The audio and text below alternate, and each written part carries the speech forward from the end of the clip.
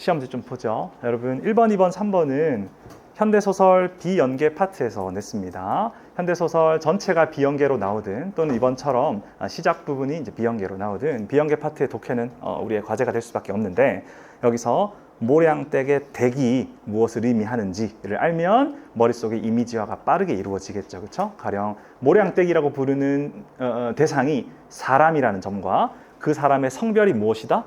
여성이라는 점과 그리고 지역에 이동이 있었다는 점 등등, 이 댁이라는 글자 하나로부터도 많은 정보들이 이끌어내집니다.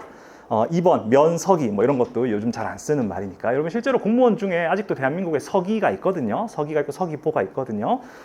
근데 면서기 하면 그 의미를 알면 바로바로 이미지가 그려지죠. 그러면 총 든 사람 한 명하고 행정 업무하는 사람 한 명 둘이 와서 이제 징집하러 온 거지. 영장이 나오다 정도는 뭐 다 알지 않을까 싶습니다. 4번 문제가 이번 문학 시험에 크리티컬이었죠. 그쵸? 요거 3번 선지에 애상적 분위기를 고조하고 있다. 이게 오답 선지인데 이걸 골라서 틀린 학생이 엄매 선택자의 약 33%, 화작 선택자는 이보다 10몇 % 더 많습니다. 화작 선택자의 거의 절반 가까이가 이거 골라서 틀린 셈이라고 할 수 있지. 애상, 이 생각했습니다. 이 생각했어요. 할걸, 수업할 걸. 이거 4월 덮에도 나오고 5월 덮에도 나왔거든요. 애상이라는 단어가 쌤이 그 답지 실어놨나? 이건 좀 이따 여러분이 볼 자료에 실려 있습니다. 이거 4월 덮프랑 5월 덮프에 애상이 2번 나왔어요. 평가원 시험에서는 애상이 안 나온 지 몇 년 됐거든요. 근데 덮프에 나왔어가지고 할 거 하는 생각을 좀 했는데, 뭐 육모 잘 본다고 대학 잘 가는 건 아니니까, 그쵸? 쌤이 그렇게까지 하실 건 없겠죠. 답은 4번 슬플 애 다칠상이 되고, 1, 2, 3번이 학생들이 많이 이제 오해하는 거죠. 애상을 뭔가 사랑과 관련해서 생각하는 요게 학생들의 흔한 오해입니다. 동음이어조차 아니에요. 4번입니다. 5번 격서의 의미로, 이것도 적잖이 고른 선지입니다. 지금 지문에 나와 있는 격서라는 게 이제 문서고, 여러분 격서 바로 뒷줄에 보면 율왕이 뭘 했다고 적혀 있어요. 뜯어봤다고 돼 있죠. 그렇죠? 그러면 편지 같은 걸 뜯어봤구나 이렇게 생각해서 이해해야 되는 것이고, 6번 문제는 조금 이따 문제 풀 때 할 겁니다. 이번 문학 시험의 정답률이 전반적으로 높지요. 그렇죠? 그렇지만 문제 구성은 어려웠던 시험하고 유사하게 구성되어 있어요. 난도가 낮아질 뿐이니까 이따가 6번 같은 같이 볼 거고, 7번 매개, 이것도 그냥 한번 물어봤습니다. 8번 이거 33번도 적잖이 또 틀렸더라고. 이게 비연계 고전시가에 대한 단독 문항이 역대 최초로 등장한 거거든요. 근데 여러분의 뭡니까 독해력으로 승부를 해야 되는 거지. 근데 여기서 미선지의 대상이 가리키는 걸 파악을 했다면 4번을 걸을 수 있었겠죠. A하고 B는 이따 수업할 내용을 미리 예습하라고 낸 겁니다. 그래서 자신 있음 헷갈림 이게 없죠. 그렇죠? A하고 B는, A는 선지를 머릿속에서 다시 한번 이해해보는 작업을 여러분한테 시켜둔 거고, 4번도 선생님이 생각하는 출제 경향을 설명하기 위해서 미리 여러분한테 이 시간에 시켰습니다. 알겠죠? 자, 이거 잘 챙기고, 오늘 여러분 앞에 프린트가 2개 있을 겁니다. 스터디 플러스가 있고 스터디가 있을 건데요. 스터디 플러스 하고 여러분이 시험 쳤던 육모 시험지 이 2개를 펼치면 됩니다. 쌤 저는 제가 쳤던 시험지 없는데요. 스터디 플러스만 있어도 오늘 수업 듣는데 아무 문제 없고, 여러분이 치렀던 모든 문항이 이 스터디 플러스에 다 들어 있습니다. 그래서 실제 시험지를 가져온 학생은 시험지를 책상에 깔고 그 위에다가 스터디 플러스를 펼치는 식으로 들으면 아마 유용할 거고, 나 뭐 태블릿으로 보겠다 보면 되고, 저는 스터디 플러스만 보겠다 그래도 됩니다. 스터디 플러스에 모든 문항이 다 들어 있습니다. 알겠죠? 그리고 오늘 쌤이 평소하고 달리, 여러분 평소에 쌤이 여기다 이제 PPT를 띄우죠. 그죠? 까만 배경에 하얀 글씨로 PPT를 띄우는데, 오늘은 여러분이 받은 스터디 플러스를 그대로 띄울 거예요. 근데 이게 어떤 한계가 있냐면, 이렇게 하얗게 프레젠테이션 하면 특히 뒤쪽에 있는 학생들은 잘 안 보이거든요. 그러니까 본인이 받은 프린트물을 보면서 수업을 들으면 됩니다. 쌤이 이렇게 지시해 줄 겁니다. 여기 봐라, 저기 봐라, 이렇게. 알겠죠? 그리고 오늘 수업의 어떤 컨셉 내지는 각오! 선생님 각오가 있어요. 오늘 각오. 우리 수업 몇 시간입니까? 2교시니까 2시간이죠. 그죠? 쉬는 시간 빼면 110분 정도가 되는데, 여러분 이번 문학시험 정답률이 대체로 높았습니다. 가장 어려웠던 문제가 정답률이 60%대인 게 하나 정도가 있으니까 전반적으로 쉬웠던 시험이고, 문학이 쉬운 덕분에 어떤 효과가 발생했어요? 비문학 풀 시간이 많아지고, 그 다음에 그래서 비문학 정답률도 전반적으로 올라가고, 이런 시험이었다고 할 수 있거든요. 쌤 저는 어렵던데요. 그렇죠. 평균적으로 그렇다는 거지. 그러면 여러분 쉬운 6월 모의평가로부터 얻어갈 것이 없을까 이렇게 생각해보면 쌤은 그렇지 않다고 생각하고 준비한 수업이 오늘 요 수업입니다. 여러분 이번에 육모 응시자가 전국에 몇 명입니까? 48만 8천 명 정도가 됩니다. 현역이 35만 명이고 재수생이 9만 명 정도가 된다고.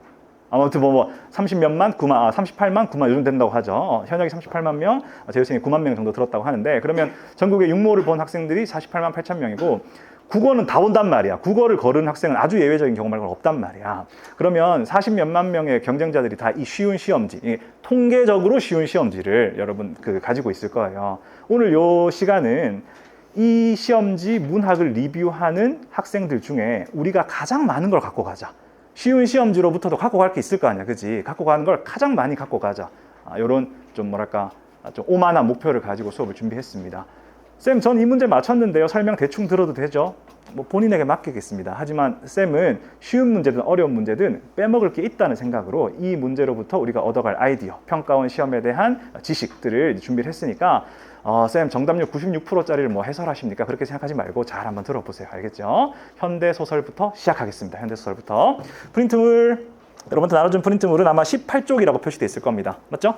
한쪽을 넘기면 18쪽이라고 표시되어 있고 본인 시험지로는 18번 문제를 펼치면 됩니다. 18번 본인 시험지 18번 그 다음에 프린트물 18쪽 마침 또 번호가 딱 맞네요.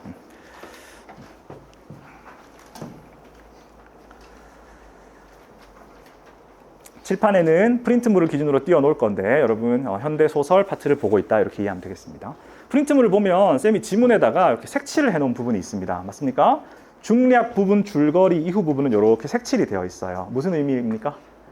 연계되었다는 뜻입니다. 이 부분이 연계되었다는 뜻이고 18쪽, 19쪽 해서 지문의 끝까지 색칠이 되어 있죠. 중략 부분 이전이 비연계 파트고 중략 부분 이후가 연계 파트고 문학작품은 특성상 연계된 부분이 바뀔 수 없죠. 그렇죠? 원전 그대로 되는 거죠. 20쪽 넘겨보면은 이번 수특 현대소설 04번 요거 여러분 카톡방에 올려줬던 파일에는 요 부분이 까맣게 가려져 있었죠. 그건 당연히 저작권 이슈 때문에 쌤이 어쩔 수 없었던 거고 지금 여러분 프린트물에는 과감하게 실었습니다. 여러분 살려주세요. 알겠죠?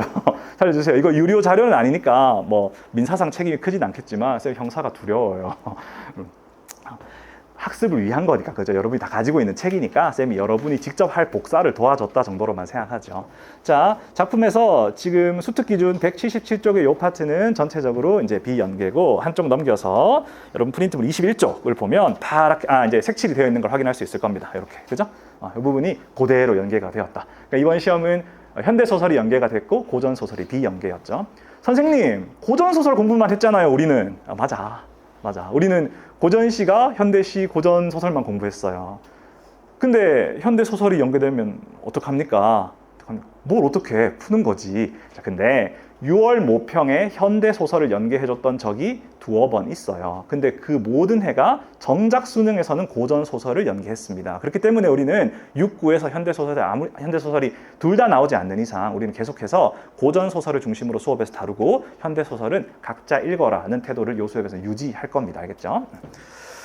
네, EBS는 그렇고 그 다음에 연계된 파트에 대한 분석, 이런 파트가 연계됐다. 이거는 비연계 파트가 뒷부분 연계 파트를 이해하는데 도움되는 정보가 주어지게끔 지금 젊은이들이 끌려가고 있다는 정보가 비연계 파트에서 나오죠. 그 정도를 지적해두고 그리고 여러분 이렇게 내면 연계 공부 안 했어도 이거 다 풀 수 있죠. 그죠? 읽을 수 있죠. 이게 어려운 작품이 연계된 건 아니니까.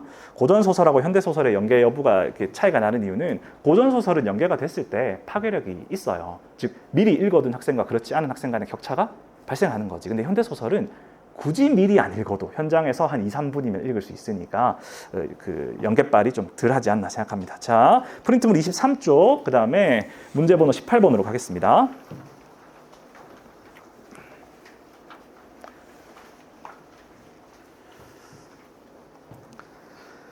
18번 문제입니다. 지금부터 쌤이 문제 하나하나를 검토할 겁니다. 이 문제는 이런 문제다. 이 문제에서 중요한 건 이런 걸 언급할 거거든요. 그 중에서 여러분이 시험장에서 생각하지 못했던 거나 또는 오답 및 복습하면서 생각하지 못했던 것들을 가져가세요. 알겠죠? 그래서 이번 110분 동안 이번 육모 전 문항 복습 끝낸다 마인드로 알겠죠?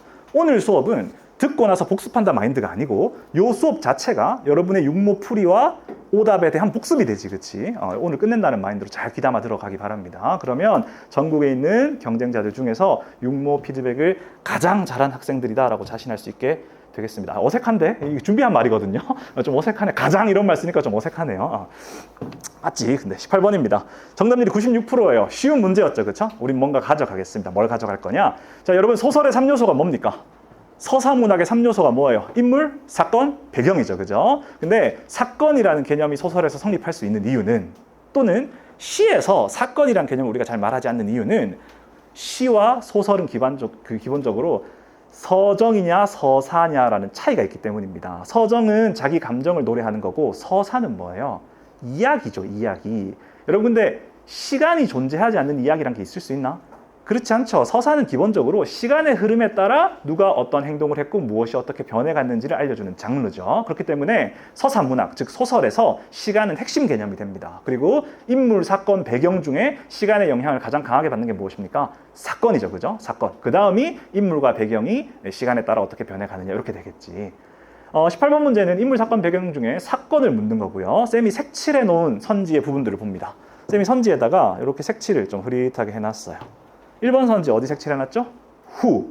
그 다음에 2번 선지 한 번도, 3번 선지 못한 채, 4번 선지 해가며, 이런 표현들은 다 시간적인 인식을 바탕으로 사건을 정리할 수 있는지를 물어보는 것들이고, 요게 복잡하게 나오면 문제가 어려워지는 거고, 지금처럼 선지들이 하나의 판단 요소만을 다루면 쉬워지는 거고, 이런 차이가 있는 겁니다. 현대소설에서 이렇게 시간관계를 묻는 선지가 어렵게 출제돼서 정답률이 60-70%까지 내려갔던 건 흔히 있었던 일이니까, 문제 쉽다고 해서 오케이, 내용 일치는 풀리네, 이렇게 생각하지 말고 소설을 독해할 때 사건 간의 시간관계를 미리미리 면밀하게 잘 파악하는 게 중요합니다. 오늘 몇 번 반복하게 되겠지만 이제 문학도 발췌독으로 승부할 수 있는 시대는 지났습니다. 알겠죠? 내용들의 앞뒤 관계를 첫 단락부터 마지막 단락까지 잘 엮어가야 풀린다는 거고, 5번 선지 같은 건 진짜 이런 적이 있다라는 선지니까 있는지 없는지를 체크하면 되는 거죠. 이런 거 진짜 쉬운 거긴 한데 1, 2, 3, 4번은 사건 한두 개를 더 섞으면 바로 어려워지는 선지니까 잘 이해하기 바라고, 그러면 쌤이 색칠해 놓은 걸 보면 이게 사건의 시간 관계, 한 번도 같은 건 어때? 한 번도. 이거는 시간의 전 구간에 걸쳐 한 번도 일어나지 않았다는 거지. 그치? 그러니까 이런 것들은 작품 전체를 머리에 넣어 놓을 필요가 있다. 그리고 선지들이 전부 비연계 구간에서 출제됐어요. 여러분 18문제 특징은 뭐냐면 중략 이전 정보로 다 처리할 수 있거든요. 이거는 연계를 안 하고 내용 일치를 내면 얼마나 푸나 보려고 했던 것 같은데, 선지를 너무 쉽게 줘서 이 테스트의 효과가 없는 거죠. 출제자 입장에서는 이런 문제를 내고 나면 여러분에 대한 데이터를 얻을 수가 없어요. 여러분이 이 정도 문제로 얼만큼 변별되는지 알 수 없어서 이거는 출제자 입장에서 좀 아깝죠. 좀 더 어렵게 낼 걸 이렇게 생각할 수 있게 되겠죠. 그리고 시간적 관계는 사실 여러분 이제 재수생들이니까 한 2, 3년 전부터 문학 내용 일치에서 엄청 중시되는 출제 요소죠. 그래서 여러분이 많이 익숙해졌다는 점도 정답률이 높아지는 원인이 아닐까 생각을 합니다.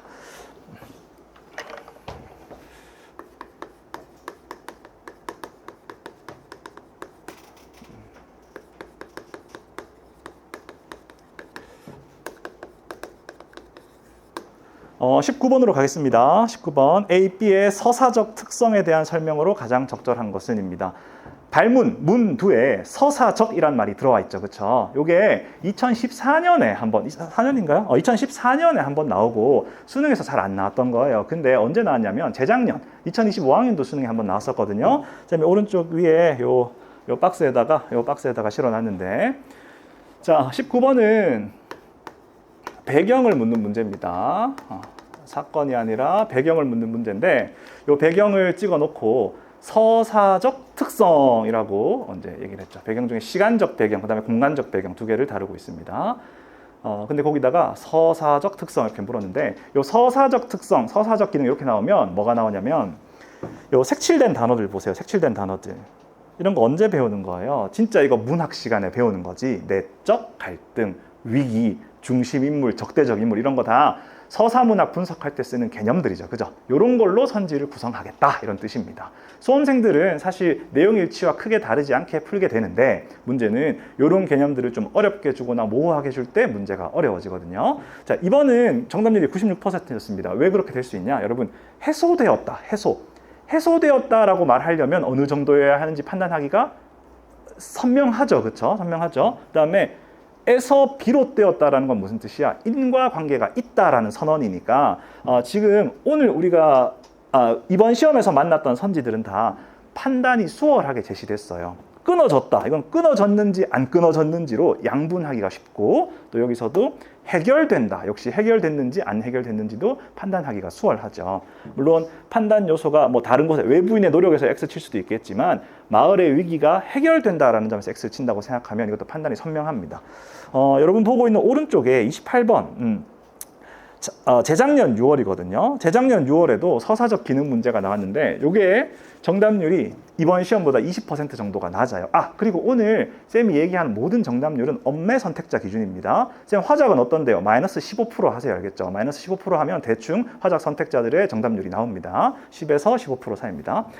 자, 엄매 선택자의 74%가 이 문제를 맞췄으니까 문학치고 이제 중간 또는 좀 어려운 난이도라고 할 수 있겠죠. 여기 보겠습니다. 색칠되어 있는 단어들 보세요. 주제, 절정, 결말, 긴장감, 위기감 이렇게 나오죠.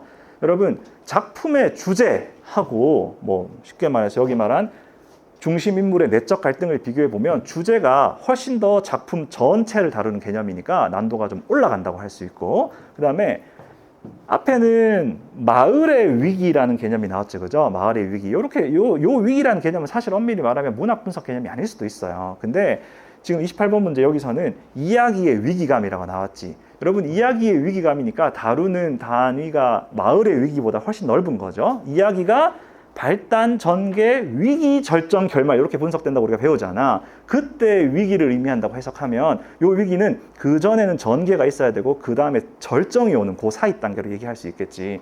그러니까 이렇게 개념을 훨씬 어려운 개념을 주거나 생각해야 되는 범위를 넓게 잡으면 어려워지고 그 다음에 밑줄 친 단어들 보세요. 아까는 해소된다, 해결된다, 비롯되다 쉬운 단어들이지. 구현되다, 전모가 드러나는 귀결점이다. 이런 거는 선지를 좀 어렵게 잡았죠. 그렇죠? 이러면 오답률이 올라갑니다. 그러면 여러분이 요런 식의 난도 조절에 대응하려면 여러분 앞으로 실무 풀면서 어디에 좀 주목해야 돼요?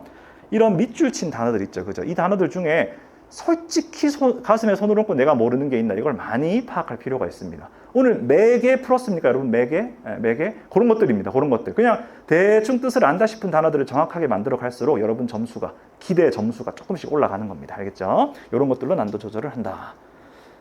시발점은 이게 사실 좀 특수한 그게 있죠. 이건 모종의 이유로 우리나라 수험생들이 많이 아는 단어가 돼버렸지, 그치? 유명한 교재의 이름이니까. 그런 거고 뭐 고조된 정점 이런 것들입니다. 그러면 여러분 그 재작년 6월 문제와 이번 문제를 비교해서 같은 유형인데 난도 조절 또는 난도 차이가 어디서 발생하는지를 알 수 있을 겁니다. 그렇다면 여러분이 이렇게 얘기하잖아. 왜 뭐 다른 과목은 어떨지 모르겠지만 국어 같은 경우 이번 시험 쉽게 나왔죠. 근데 여러분 어렵게 나온다고 생각하고 공부하세요. 이렇게 말하잖아요. 그때 어렵게 나온다고 생각하고 공부한다고 할 때 그 공부가 어떤 공부냐? 이 유형에 관해서는 선지에 있는 개념이 좀 더 어렵고 낯설게 나온다 이렇게 생각하고 단어 공부 많이 해라 이런 거죠. 쌤 기승전 단어 공부인가요? 맞아 여러분 문학 시험의 본질이 뭐예요? 문학 작품에 나와 있는 내용을 출제자가 다른 단어로 바꿔줬을 때 그게 적절한지를 판단하는 게 사실 문학 시험의 전부라고 할 수도 있죠. 그렇죠? 그 다음에 이 정도 보면 되고 그 다음 문제 20번 문제로 가겠습니다. 프린트물 24쪽이고요. 문제 번호 20번으로 가겠습니다.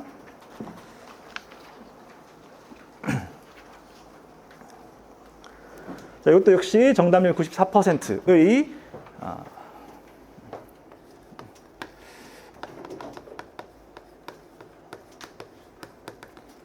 쉬운 문항이었는데요. 이거는 인물 사건 배경 중에 인물을 물었습니다. 맞죠? 그러면 18, 19, 20번이 아주 고르게 인물 사건 배경을 하나씩 다루고 있고 이건 뭐 국어쌤이 내신 것 같죠? 이것도 역시 선지를 고르는 것 자체가 어려웠던 건 아닙니다. 이거는 문제 구조를 좀 얻어가기로 하죠. 쌤이 색칠한 단어들 다 보세요. 색칠한 단어들. 어디에 색칠되어 있어요? 신체적 반응 또는 심리적 원인에 색칠이 되어 있죠. 그렇죠? 그리고 발문, 문두에 뭐라고 되어 있어요? 인물의 반응에 대한 이해로 적절한 것은 이렇게 돼 있지. 요거는 좀 유능한 응시자라면 발문에서 반응 의식하고 그 다음에 선지들 후루룩 읽으면서 또는 1번, 2번, 3번 정도 보고 신체적 반응이 또 나왔네. 이걸 보고서 선지 구성 보자. 원인과 반응, 심리적 원인 때문에 신체적 반응이 나타나는 구도로 문제가 구성되어 있군. 그럼 이거 보기로 나왔어도 되는 거죠. 보기에다 어떤 거 주면 돼? 우리는 어떤 행동을 할 때 조건적으로 반사적인 행동을 하기도 하지만 심리적 원인에 의해 어떤 행동을 선택적으로 취하기도 한다. 뭐 이런 식으로 심리학 지문 하나 보기에 넣어놓고 그다음에 이런 심리학 지문을 바탕으로 인물의 반응을 분석하는 식의 문제가 될 수도 있었던 거지. 근데 보기를 생략하고 그냥 선지에다 이렇게 심어 놓은 겁니다. 이런 게 어려워지면 어떤 게 어려워지냐? 2번 선지 한번 보죠. 2번 선지. 뽀드득 물었던 어금니가 떨리는 것은 상대가 또렷하게 보인 것의 심리적 원인을 보여주는 군입니다. 정답이 쉽기 때문에 2번 선지의 구조를 분석하지 않아도 이번 시험 푸는데 문제가 없어요. 근데 쌤이 지금 2번 선지를 분석해 줄 테니까 내가 저렇게 오답할 때 저렇게 분석했었는지 한번 잘 보도록 하세요. 뿌드득 물었던 어금니가 떨림.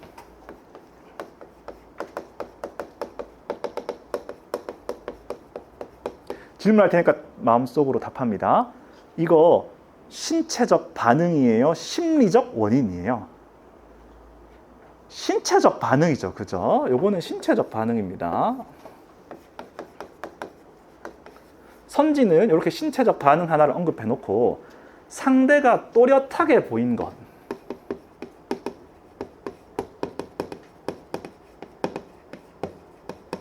보임. 요거는 신체야, 심리야. 이것도 신체죠, 그죠? 신체죠. 그러면 선지에 언급되어 있는 두 구절은 둘 다 신체적 반응만 얘기하고 있어요. 근데 선지는 어떻게 끝나고 있어? 심리적 원인을 보여주는군 하고 끝내고 있죠, 그죠? 그러면 뿌드득 떨림에서 여기서 드러나는 어떤 심리가 있을 거 아니야, 그치? 요 심리가 뭐의 원인이 됐다? 무언가가 또렷하게 보이는 것의 원인이다. 이런 구조의 선지라고 할 수 있지. 그러면 풀이할 때 여러분은 뭘 찾아내야 돼요? 뿌드득 떨림으로부터 드러난 심리 하나를 찾아내서 그것과 또렷하게 보임의 인과관계를 분석하는 게 풀이 과정이 되죠. 그렇죠? 이번에 1번이 쉽기도 하고 1번 고르고 나면 2번을 볼 이제 의욕이 안 생기기도 하고 한번 아닌 것 같아 보이니까 그냥 2번 제끼고 넘어갈 수 있겠지만 선지의 구조를 살펴보면 신체적 반응만을 제시해놓고 심리적 원인을 보여주는 군이라고 선지를 끝맺었으니까 여러분은 사실 출제자의 의도대로 문제를 풀었다면 요거를 찾아내야 되는 거지. 요거를. 실제 작품에서는 이 사람이 왜 이를 부드득 떨었어요? 우리 청년들 더 이상은 못 데려간다 이거였지, 그치? 못 데려가면 안 돼. 이 마음이었지, 그지? 이 마음 때문에 또렷하게 보였나를 체크하는 거죠. 그렇죠? 이렇게 문제 구조는 어렵게 나올 때와 똑같이 구조화되어 있었습니다. 다만 작품이 수월하고 그다음에 판단이 좀 선명하게 할 수 있게 나왔기 때문에 한 거죠. 이런 구조를 분석하면 해야만 풀 수 있게 나오면 난도가 올라가는 거니까 여러분 그러면 만약에 육모 한 번 더 볼 때 나머지 선지들도 이런 식으로 구도를 잘 잡아서 무엇을 판단해야 하는지를 잘 보면 되겠죠. 네, 20번은 선지로부터 판단 구조 내지는 순서를 한번 분석해 보세요. 이게 얻어갈 게 됩니다. 얻어갈 거 알겠죠? 여러분 중요합니다. 이거 어렵게 나오면 바로 정답률 40% 떨어지는 거예요. 그 다음에 낚시 선지 하나 나오면 바로 떨어지는 겁니다. 21번입니다. 21번은 비평을 활용한 작품의 종합적 이해, 즉 보기 문제죠. 줄여서 보기 문제고 21번도 정답률이 93%인데 이 자리가 원래 21번 자리가 서사문학의 보기 문제 자리가 고난도 문제가 나오는 자리예요. 역사적으로 두 문제 중에 하나는 정답률 60%대로 출제됩니다. 엄매 기준 60%되니까 화작 학생들은 2명 중에 1명 맞추고 2명 중에 1명 틀린다는 뜻이지, 그치? 고난도로 출제가 된다는 건데, 그럼 요거는 어떻게 난도가 조절되느냐? 자, 이번 시험에 3번 선지 보겠습니다. 쌤이 선지 쭉 읽을게요. 인물 내면의 목소리와 함께 부들부들 떨고 있는 인물의 모습을 통해 상대에 대한 인물의 호기심과 반감을 모두 보여주어 인물이 처한 복합적 상황을 독자가 이해할 수 있겠군. 그러면 여러분은 기본적으로 김태관 쌤 문제풀이를 그때 잠깐 했지만 인물 내면의 목소리와 함께 부들부들 떨고 있는 인물의 모습, 이 두 가지 내면의 목소리와 부들부들 떨고 있는 인물의 모습이 드러나는지를 확인하고 이게 실제로 드러났다면 그게 상대에 대한 인물의 호기심과 상대에 대한 인물의 반감, 호기심과 반감을 다 보여주는지 체크하고 그 다음에 그게 복합적 상황 이해에 도움되는 것인지 체크하고 이런 순서를 하면 되겠죠. 어디서 갈라집니까? 상대에 대한 인물의 호기심에서 끊어지죠. 여기서 이 선지가 부적절하군이라는 판단이 되잖아. 좀 더 쉽게 얘기하면 호기심 아니죠? 이렇게 하면 풀이가 끝나는 거잖아. 그치? 이렇게 판단해야 될 의미 덩어리가 짧고 간단하게 나오면 당연히 난도가 내려갑니다. 지금처럼 이렇게 선명하게 나오면. 지금 작품을 머릿속에 인상적으로 남겨놓았다 하더라도 상대에 대해 이 인물이 호기심을 가진다? 이거는 손쉽게 배제할 수 있는 판단이란 말이지. 어떻게 하면 어렵게 나오느냐? 자, 왼쪽에 있는 이거 보죠. 작년 수능, 작수 보죠, 작수. 작년 수능, 요거는 수군가에서 나왔던 문제인데요. 2번 선지 보겠습니다. 역시 쌤이 소리내서 읽을 테니까 판단 대상, 색칠된 부분을 잘 따라오세요. 자라가 동의보감을 떠올린 데서 현실의 의서를 우화 속 상황에 중첩함으로써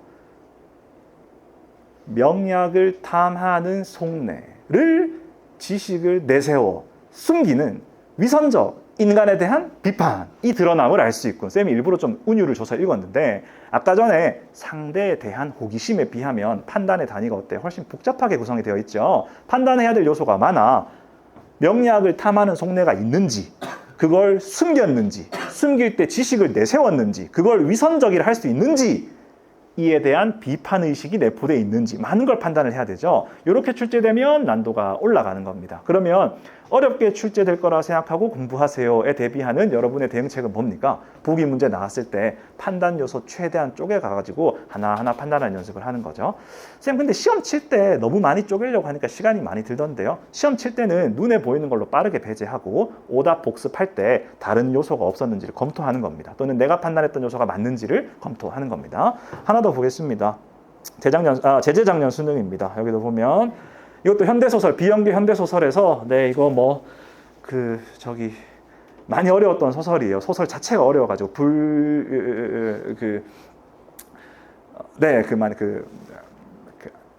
화장실에 갇히는 그 이야기입니다. 여러분들 풀어봤습니까? 자기 남편이 화장실에 갇혀가지고 할매하고 싸우는 얘기예요.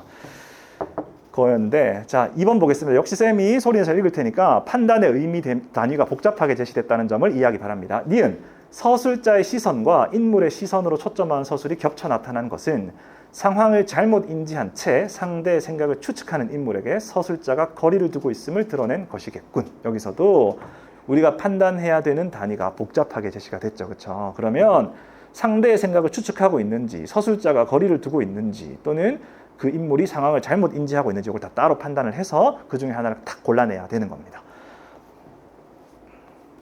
오케이. 그래서 보기 문제는 요 정도로 하겠고, 그다음에 보기 문제에 대해서 우리가 생각해야 될 부분은 보기를 제대로 적용했는가도 정답 판단의 근거가 되죠. 요 문제에서 문제되지 않았고 있다가 고전 문제에서 문제가 되니까 그때 한번 보기로 하죠. 21번은 쌤이 선지 분석을 꼼꼼하게 해라 정도로 메시지를 정리하겠습니다. 다음 작품으로 넘어가겠습니다. 갈래복합입니다.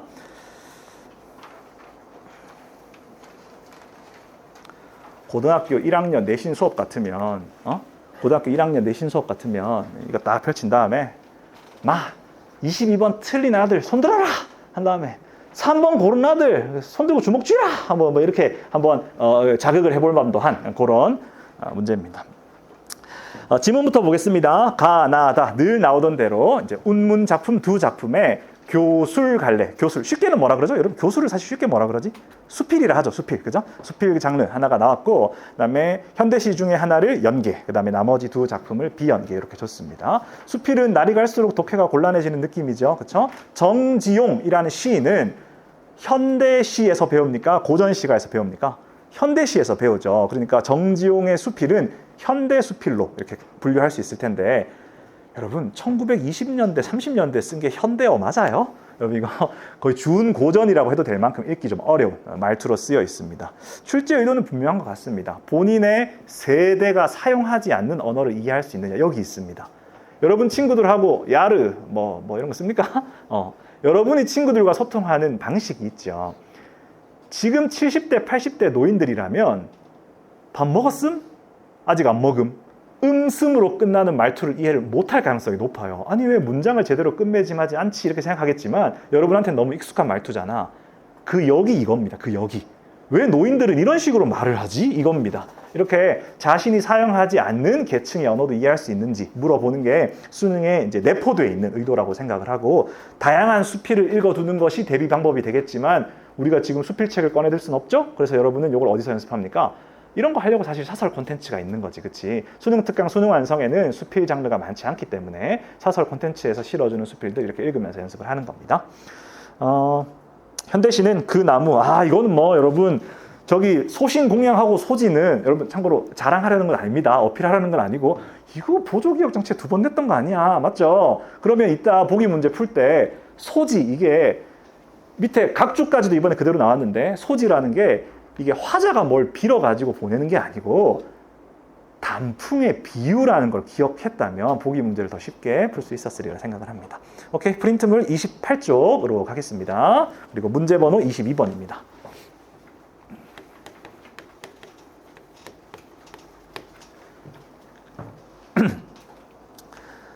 여러분 요거 하다가 종이 칠 것 같은데 종이 치더라도 요 갈래복합까지 마무리하고 오시겠습니다. 알겠죠? 자, 22번입니다. 이번 시험에서 오답률이 66%, 정답률이 66%, 그리고 3번 골라서 틀린 학생들이 이제 31%였습니다. 요건 아까 보조기억 장치가 해설을 대신하는 것 같은데요. 맞습니까? 애상적 분위기의 애상이 무슨 뜻이라고? 슬프고 상처받음이죠. 가나다 중에 슬퍼서 상처받은 작품 찾으면 됩니다. 있어요? 없죠. 그쵸? 요거는 쌤 생각에 이런 것 같습니다. 1번을 못 고른 거야. 1번을. 상황의 대비를 못 본 거야. 그러니까 2, 3, 4번 중에 5번 중에 찾다가 그나마 계절의 흐름 나오고 하니까 3번을 고르게 된 거 아닐까 쌤 이렇게 현실적으로 추측해 봅니다. 그러면 해설의 포인트 중에 하나는 바로 상황의 대비를 세 작품에서 다 찾아내는 것에 있겠죠. 그렇죠? 요거는 일반적인 문제풀이 수업하듯이 가나다에서 상황의 대비 찾아내겠습니다. 먼저 작품 가입니다. 내심 작품, 쌤 작품 가의 상황 대비는 이해했어요. 이렇게 반응이 나오길 좀 기대해 봅니다. 우리가 같이 공부했던 거니까. 요거 하기 전에 요 말 먼저 한번 하고 갈까? 우리가 지금 찾으려는 게 뭐죠? 상황의 대비죠. 그죠? 상황의 대비.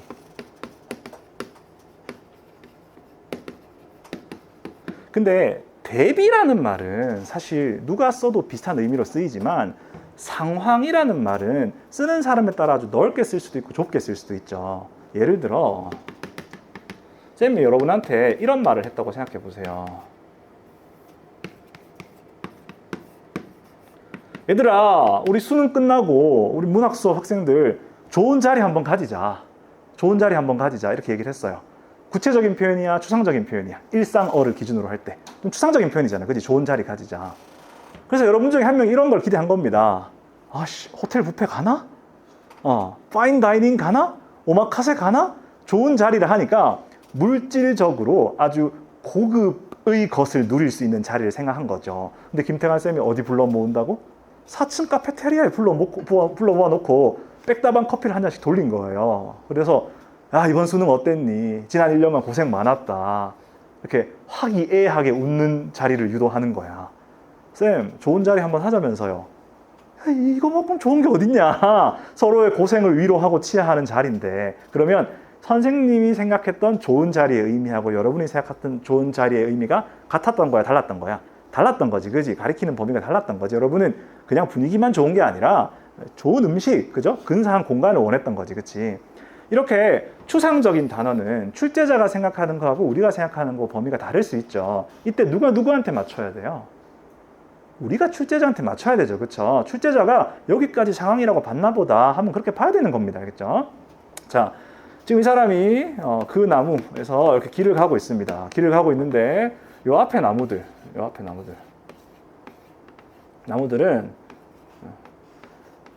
여기 꽃이라고 쳐봅시다. 꽃나무예요. 꽃나무. 이미 한번 폈다가 진 거죠. 그렇죠? 자, 얘들 이렇게 불러. 요 나무들은 어떤 상황이야? 이미 꽃이 폈다가 짐이지, 그지? 이미 꽃이 폈다가 짐. 꽃 피고 짐. 그러니까 자신의 전성기를 한번 뿜어낸 거죠. 근데 이 사람이 가다가 여기서 누굴 만나요? 여기서 짧게 그려볼게. 나무 가지고 이렇게 있어요. 그늘에. 얘는 어떤 상황이에요? 아직 꽃을 피우지 못함이죠. 그렇죠?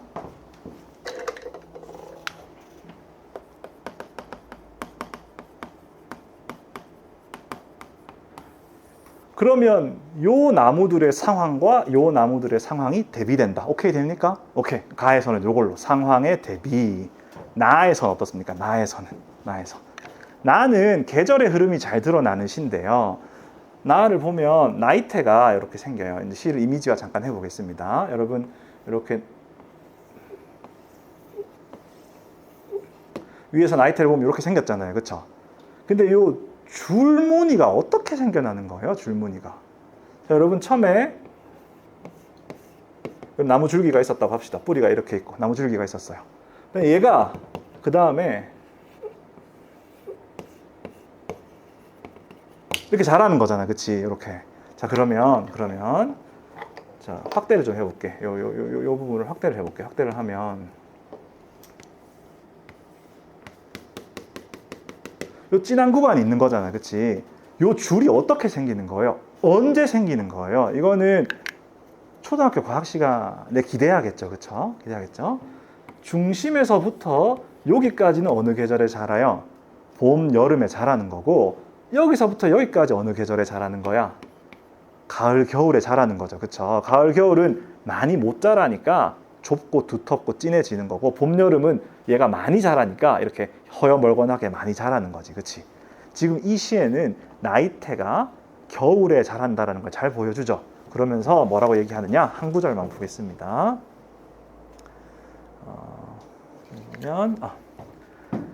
꽃과 잎으로 자유로이 드나들며 숨쉬던 모든 틈과 통로가 일제히 딱딱하게 오므리고 한겨울 추위를 막아내던 자리. 그러면 요건 언제의 상황? 봄의 상황. 요건 언제의 상황? 겨울의 상황이니까 봄에 나무가 외부의 에너지와 자유롭게 소통하며 무럭무럭 자라는 상황하고 겨울에 그 모든 통로가 닫혀서 고통을 인내하는 상황하고 대비하고 있죠. 그렇죠? 여기서 나에서 상황의 대비를 읽어낼 수 있고, 다에서는 뭐랑 뭐가 상반됩니까? 그 청년들과 노년이 상반되는 거죠. 그렇죠? 청년들의 상황과 노인의 상황이 서로 상반되니까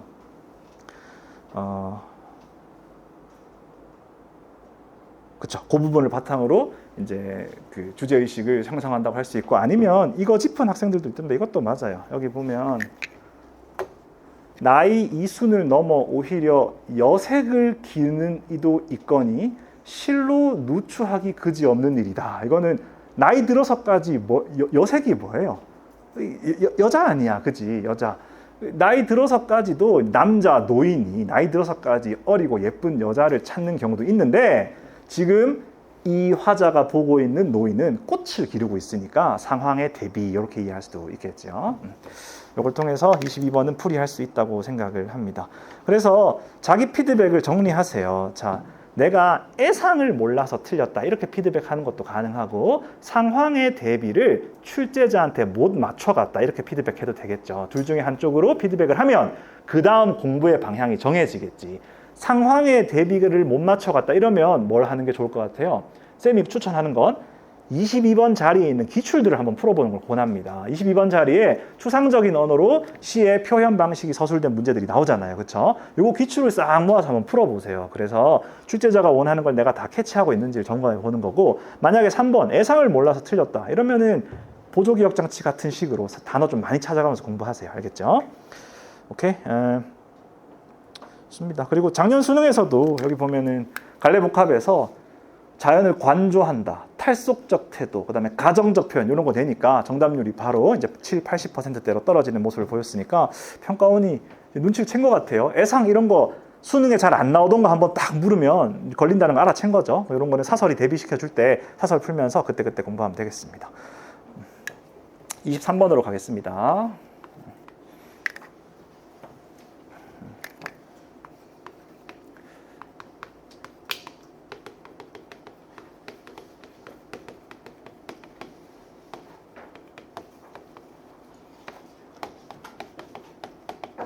자, 22번은 이렇게 출제자가 추상적 언어, 상황의 대비라는 말을 썼을 때 거기 맞춰가는 거. 아니면 애상 같은 개념 공부하는 거 이렇게 피드백하면 되겠습니다.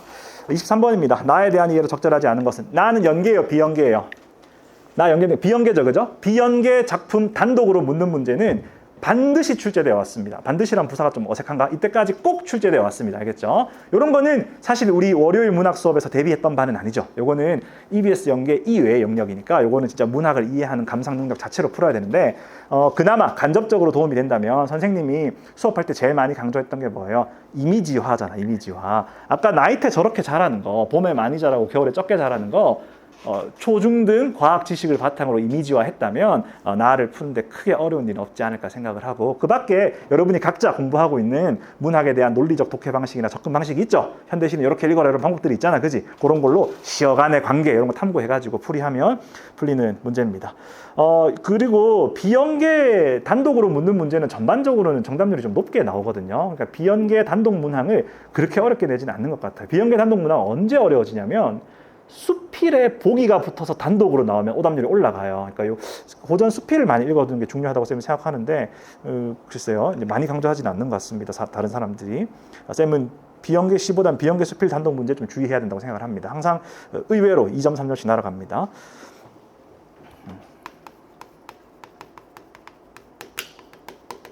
이거는 뭐 이렇게 넘기고 24번으로 가겠습니다. 24번은 보기를 참고하여 가나를 감상한 내용으로 적절하지 않은 것은입니다. 3점짜리죠. 여기서 승부 난다 생각하고 잘 분석해서 풀어야 하는데 5번 선지가 틀린 이유를 싹 다 분석하겠습니다. 뭐 한다고? 5번 선지가 부적절한 선지인 이유를 싹 다 분석하겠습니다. 먼저 이 작업을 해야 될 것 같은데요. 자, 가에 최대한 키우자. 가의 가난한 소지는 여름 이후의 저 나무를 향한 이라고 돼 있고 문장이 마무리됐어요? 다른 문장이 제시되고 있어요. 다른 문장이 제시되고 있죠. 그죠? 그러면 이 문장을 마무리해야 이 문장을 판단할 수 있겠네. 가난한 소지는 여름 이후에 저 나무를 향한 그 다음 어디로 이으면 됩니까? 이어주세요. 나무를 향한 화자의 기원이라고 이어가야겠죠. 화자의 기원.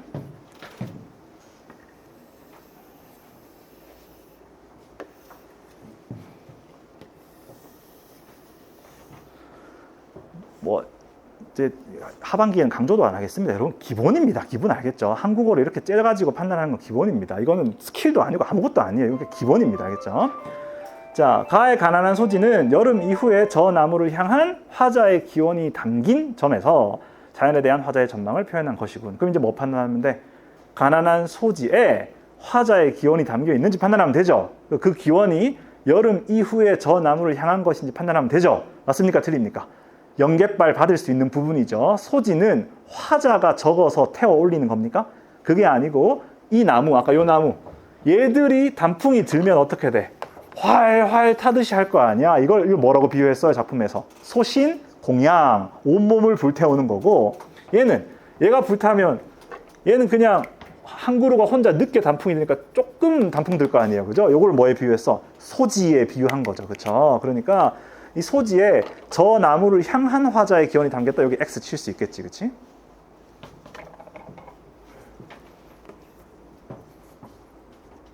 화자의 기원이 담긴. 그 다음에 두 번째 거 해봅시다. 나의 귀 기울임은 난폭한 힘과 맞선 거대한 힘을 향한 화자의 기원이 담긴 점에서 블라블라블라 이렇게 되어 있죠. 거대한 힘을 향한 화자의 기원이 담긴. 요거 맞습니까? 요거 맞아요? 화자가 거대한 힘을 향해 무언가 바라고 소망합니까? 그렇지 않죠? 여기서 거대한 힘은 계절로 치면 봄이야, 겨울이야? 겨울이지, 그지? 겨울에 나무의 생장을 방해하는, 고통스럽게 하는 힘이니까 거대한 힘을 향한 화자의 기원 X 칠 수 있고. 이건 어때? 난폭한 힘과 거대한 힘이 맞서고 있다. 이건 어때요? 맞아요, 틀려요? 난폭한 힘이 거대한 힘이죠. 이게 둘 다 겨울의 고통, 고난을 의미하는 거니까 난폭한 힘과 거대한 힘이 맞서고 있다. X 칠 수 있죠. 그렇죠? 그러면 이 선지는 걸을 수 있는 포인트가 몇 개 나왔어요? 3개 나왔죠. 그럼 정답률이 올라가, 내려가? 올라가는 거지. 어렵게 낼 때는 어떻게 내면 되겠어요? 숨겨놓으면 되겠죠. 그렇죠? 이걸 한두 군데로 숨겨놓으면 되는 거고. 자, 그리고 중요한 거 하나 하겠습니다. 자, 이거 3점짜리 문제입니다. 3점짜리 문제 반드시 뭐가 달려있죠? 보기가 달려있죠. 그죠? 만약에 풀이 시간 단축을 원하는 사람이라면 지금 얘기 잘 들어두세요. 내가 문학에서 평균 이상, 내가 원하는 등급 정도의 성적이 지금 나오고 있고 여기서 더 올라가려고 한다. 그래서 문항을 빨리 푸는 이 숏컷을 좀 탐구하고 있다. 그럼 잘 들어두세요. 이거 서술어가 어떻게 끝나요? 서술부가. 나는 이러이러이러한 점에서 뭐를 표현하고 있다? 자연에 대한 화자의 전망을 표현한 것이다. 이렇게 해석하고 있잖아요. 보기에 이런 말 있나? 보기가 자연에 대한 화자의 전망을 표현하는 시라고 해석하고 있나? 그렇지가 않죠. 보기에서 다루는 전망은 누구에 대한 전망입니까? 화자 자신의 삶에 대한 전망을 표현한 시라고 보고 있잖아. 근데 5번 선지는 자연에 대한 화자의 전망이라고 감상하고 있으니까 앞의 내용이 어찌 됐든 간에 이거는 보기를 반영하지 못한 감상이라고 볼 수 있죠. 그러면 요 위에 복잡한 부분을 분석해서 풀이할 때 하고 달리 만약에 여기에 이렇게 부적절한 언어가 나와 있다면 숏컷, 지름길로 가서 빠르게 풀 수 있게 되는 겁니다. 보기를 한번 볼까요?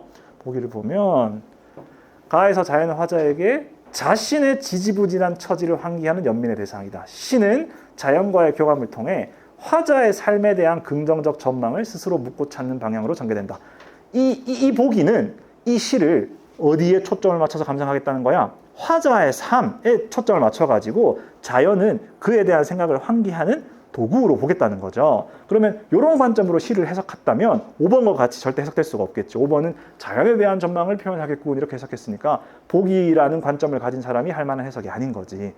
보기의 중요성은 최근 몇 년 새 중요해졌습니다. 한 2, 3년 새에 보기에 있는 내용을 꼼꼼하게 읽는 것이 정답 판단에서 중요해졌는데 고맙다고 해야 될지 모르겠지만 이런 문제는 꼭 보기로만 풀리지 않고 이 위에 잘 맞춰볼까? 그치? 이 앞에 쌤이 하얀색으로 표시했던 부분에서 내용 일치해서 끊어지는 경우도 많아요. 근데 쌤이 아까 보기를 얘기하면서 뭐라 그랬어? 보기가 적용돼서 끊을 수 있는 문제는 빠르게 풀리는 문제라 그랬죠. 그쵸? 그러니까 내가 문학에 좀 자신이 있다. 그러면 보기를 보고 일단 보기가 반영된 선지인가를 검토해 보는 것도 유용한 판단 루트가 됩니다. 알겠죠? 여러분 조금만 더 하고 쉬겠습니다. 그 다음에 25번 보겠습니다.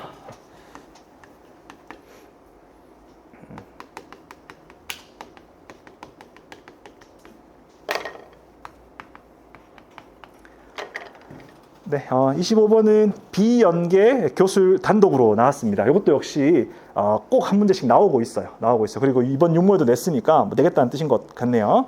복이 있을 때도 있고 없을 때도 있는데 이건 어렵게 나오면 조금 어렵게 나옵니다. 그리고 이거는 실제 수능에서는 많이 어렵게 나온 적 없거든요. 근데 언제 어려웠냐면 여러분 이즘을 논함이라고 혹시 들어본 적 있어요? 이즘을 논함?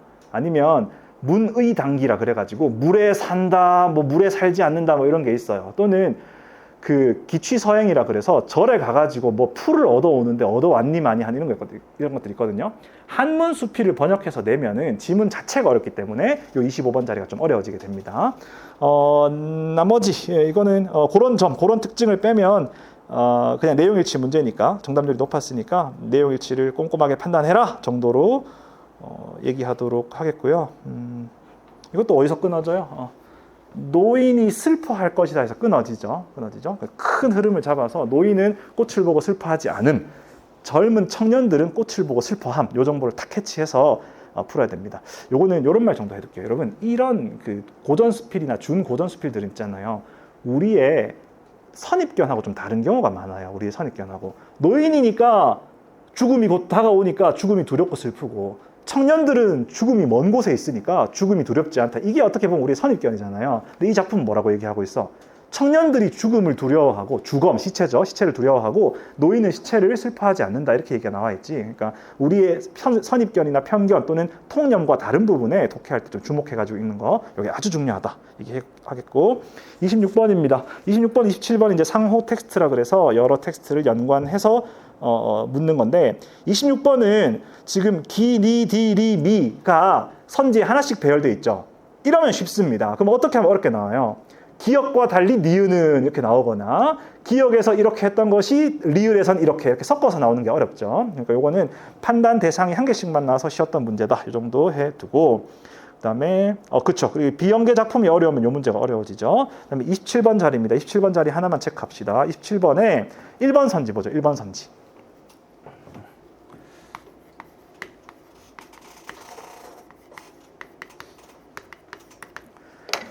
1번 선지 보면 자, A는 늦된 나무가 몸을 감추려는, B는 노인이 생의 마지막을 장식하려는 이유이다. 이렇게 되어 있죠. 우리 아까 보조기억장치 할 때 요 선지 다뤘었지. 그치? A는 늦된 나무가 몸을 감추려는 이유이다. 이걸 어떻게 바꿔 쓸 수 있죠? 늦된 나무는 A 때문에 몸을 감추려고 한다. 이렇게 바꿔 쓸 수 있지. 쌤은 그럼 뭘 풀어 적은 거야? 이유라는 말을 풀어 적은 거잖아. 그치? 그렇게 풀어 적은 다음에 내가 머릿속에 떠올린 또는 내가 알고 있는 시의 이미지하고 대조해 보세요. 지금 이 나무가 얘가 A 때문에 몸을 감추려 하나요? 그늘 때문에 몸을 감추려 하는 거야? 이게 말이 안 되지. 그치? 그러니까 선지를 이렇게 풀어가지고 내가 알고 있는 이미지와 대조해 보면 문제가 풀리는데, 그거 할 때 쌤이 지금 어디에 색칠을 해놨죠? 려에도 색칠을 해놨죠. 그쵸? 여기서도 의미를 읽어내면 문제풀이가 한결 더 수월해집니다. 얘가 자기 몸을 감추려고 하고 있나요? 얘가 의도적으로 자기 몸을 감춘 건가? 그게 아니지. 최근에는 의도, 목적, 지향 이런 한자 개념어를 이런 어미나 조사에 담아가지고 선지화하는 경우가 많기 때문에 선지를 체언 중심으로 읽지 말고 선지에 적혀있는 모든 글자를 다 읽으세요. 알겠죠? 꼼꼼하게 읽어가지고 판단을 해라.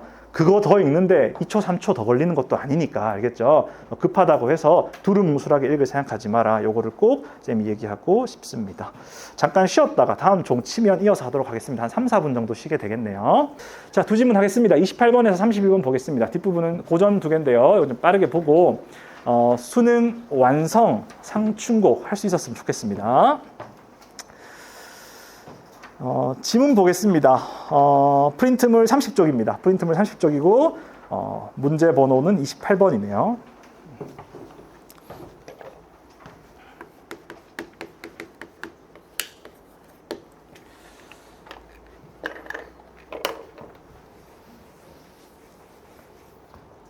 고전소설이 비연계로 출제됐습니다. 서사문학 두 개 중에 하나는 연계, 하나는 비연계라는 원칙을 지키고 있다고 할 수 있는데, 아까 수업 초에 얘기한 것처럼 쌤은 고전소설이 또 연계된다에 걸고 있습니다. 알겠죠? 그게 정배, 이때까지의 수능 경향을 반영한 예측이라 할 수 있고, 구모에도 또 현대소설을 연계해주면 그때 가선 정말 어쩔 수 없이 현대소설 보긴 봐야겠죠. 근데 구모의 고전소설이다? 그럼 그냥 고전소설 보고 현대소설은 한번 읽어만 두고, 만약 수능에서 현대소설이 나온다 그러면 전 국민이 다 노배다 이런 마인드로 그냥 승부하면 됩니다. 알겠죠? 고전소설을 비연계로 냈기 때문에 우리가 평소에 고전소설에서 어려워하던 포인트들이 많이 없는 걸 알 수 있을 겁니다. 평소에 우리가 고전소설 읽을 때 제일 우리 독해를 가로막는 요인이 뭐예요? 사람 이름이야. 그치? 사람 이름, 사람 부르는 거, 인물 간 관계가 가장 헷갈리잖아. 그치? 근데 이거는 엄청 수월하죠. 그리고 사건의 선후 관계 같은 것도 그렇게 복잡하게 출제되지 않았습니다. 이거는 이제 출제자가 시험을 해본 거죠. 오케이, 고전소설 비연계 주고 난도 좀 낮추면 어느 정도 변별되는지 보자. 인데 변별이 됐어, 안 됐어? 안 됐잖아. 그러면 어떤 형태로든 어려워진다. 즉 연계로 좀 어렵게 내거나 또는 비연계로 주더라도 이거보다는 독해가 좀 어려운 작품을 줄이라 예상할 수 있겠습니다. 지문은 이 정도 얘기하고 28번 보겠습니다. 28번. 기억, 니은을 이해한 내용으로 적절하지 않은 것은인데 여러분 뭐랄까 텐션을 조금이라도 끌어올릴 겸 여러분 28번에 별표 하나 해주세요. 별표 28번에 손이라도 좀 움직이자. 28번에 별표 하나 해주세요. 쌤 정답률이 92%인데 뭘 별표합니까? 아니 이게 2점짜리 문제 중에 제일 어렵게 나오는 자리가 여기예요. 알겠죠? 여러분 기억을 읽어주세요. 기억이 뭡니까? 기억. 여차, 저차 맞죠? 그죠? 니은이 뭡니까? 니은이. 사연 맞습니까? 사연? 여차, 저차, 사연 이런 것들은 다 일정 구간의 사건들을 요약한 표현입니다.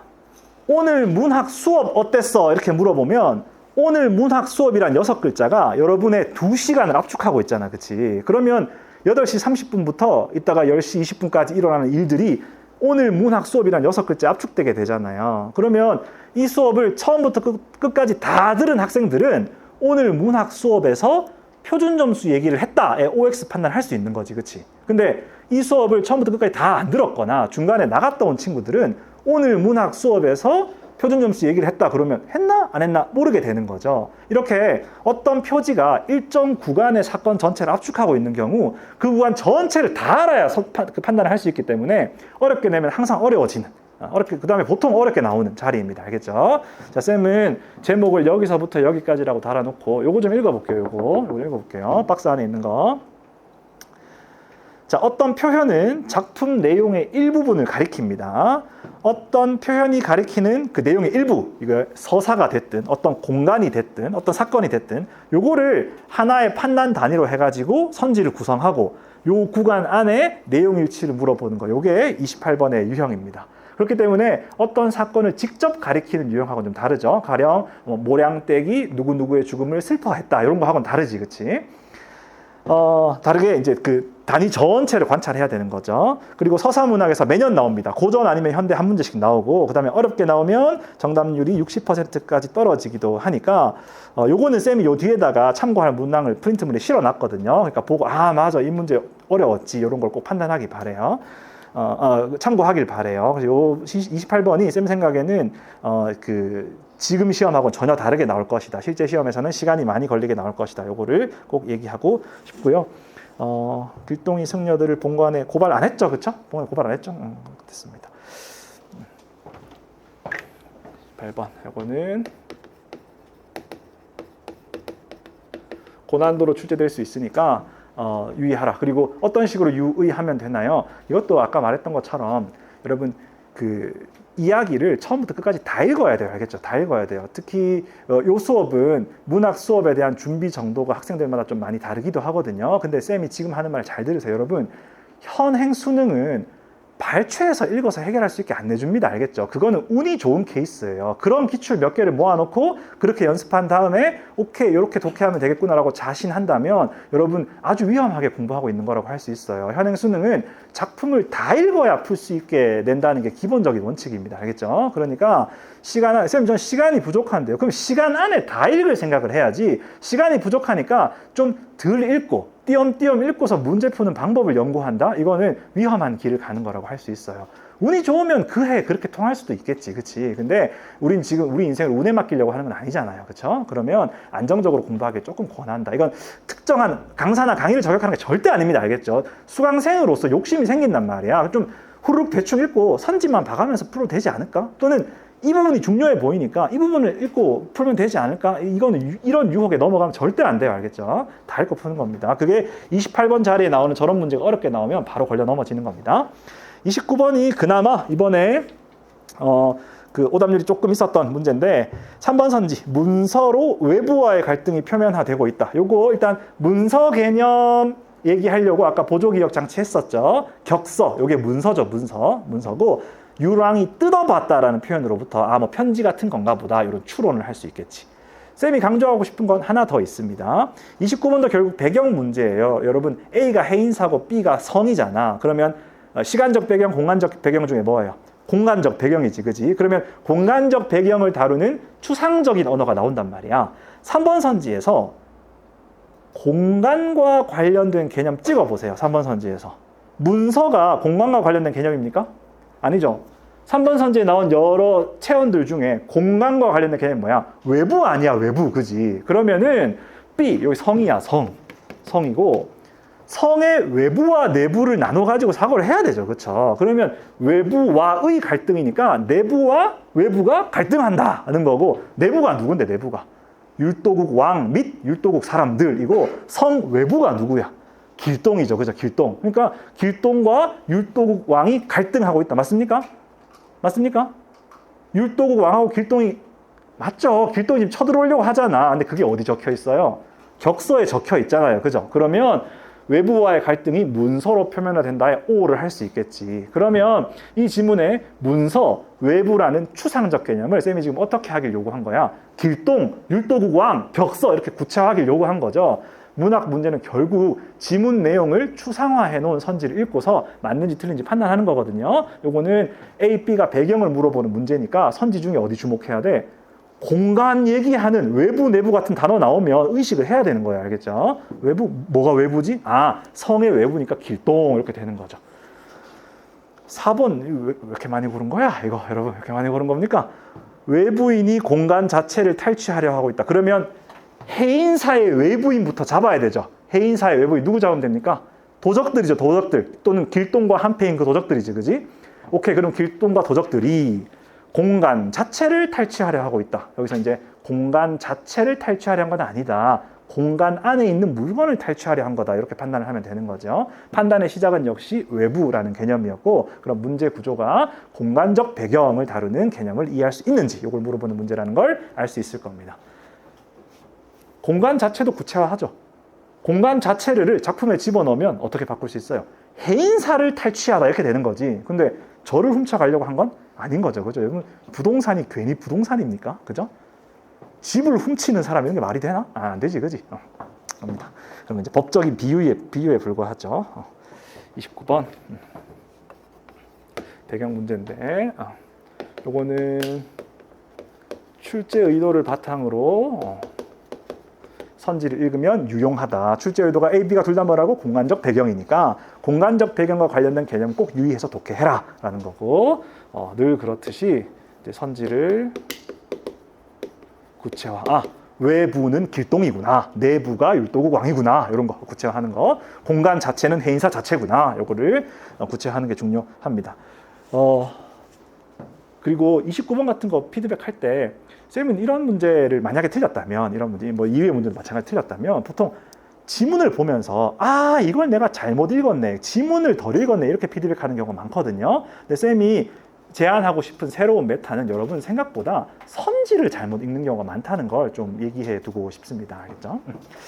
30번입니다. 수업 활동 일부이다. 여기서 30번에 4번 선지도 우리가 아까 보조기억장치 할 때 했었습니다. 맞습니까? 보조기억장치 할 때 학생의 판단 대상하고 그다음에 학생의 분석 결과 이걸 나눠가지고 얘기를 했는데 4번 선지 쌤 질문할 테니까 마음속으로 대답해 주세요. 4번 선지의 여러 단어 중에서 선생님의 얘기를 들어야 할 수 있는 말이 뭐예요?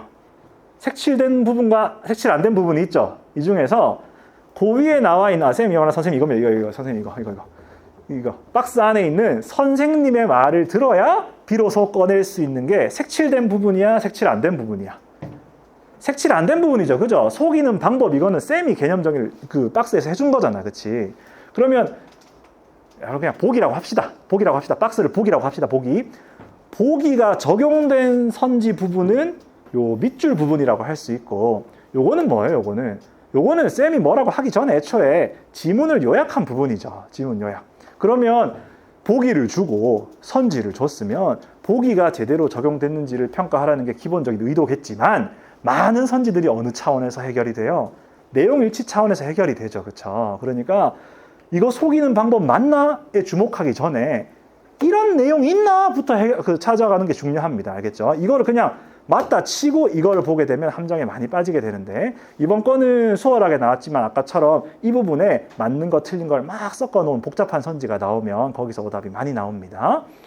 길동이 자신이 산에서 내려가는 것에 대하여 관군에게 사실이 아닌 정보를 준 것. 뭘로 낚겠다는 거야? 관군에게 사실이 아닌 정보를 누가 줬어요? 길동이 준 게 맞아. 그치?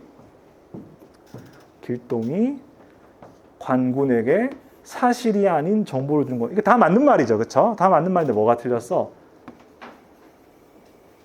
여기에 대해서 거짓을 알려준 게 아니죠. 이거 간단하게 그려보면 여러분, 해인사가 이렇게 있었어. 있고 도적들이 훔쳐가지고 나갑니다. 그죠? 나갔는데 길이 몇 개 있어요? 2개 있잖아. 그치? 남쪽 길이 있고 북쪽 길이 있어요. 그 다음에 도적들한테 어디로 가라 그래? 남쪽 길로 가라 그러죠. 그죠? 그리고 애들 뒤에 누가 따라와요? 공권력이 따라오잖아. 요즘 공권력 하니까 또 조심스럽네요. 아무튼 공권력이 이렇게 따라오잖아. 막 따라옵니다. 따라오니까 얘들은 도망가고 없죠? 도망가고 없는데 길동이 여기 산에 딱 앉아가지고, 상에 스님인 척 딱 앉아가지고 얘가 얘한테 뭐라 그래? 공권력한테 북쪽으로 갔다 이렇게 알려주는 거잖아. 그래서 얘들은 이쪽으로 가니까 도적들은 살아남는 거지. 그치?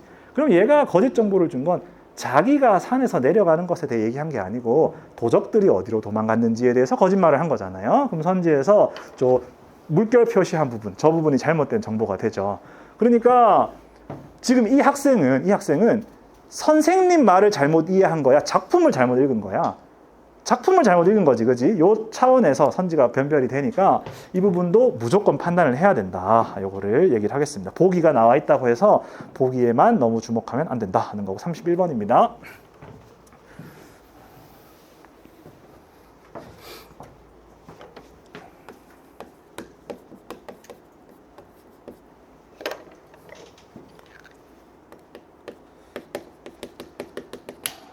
선지 자료를 분석해서 다 판단하기. 31번은 보기 문제 자리고 아까 얘기했죠. 서사문학, 보기문학은 둘 중에 하나 어렵게 나옵니다. 현대든 이제 고전이든.